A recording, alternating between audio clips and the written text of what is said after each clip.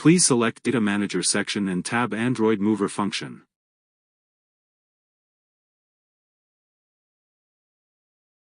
Please tab iPhone to Android mode.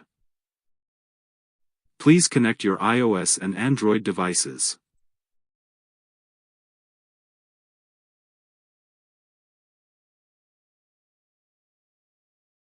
Once your devices are recognized, please click Transfer Now button.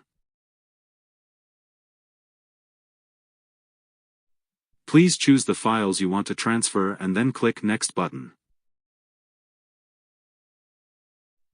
The transferring time may vary based on the size of your data.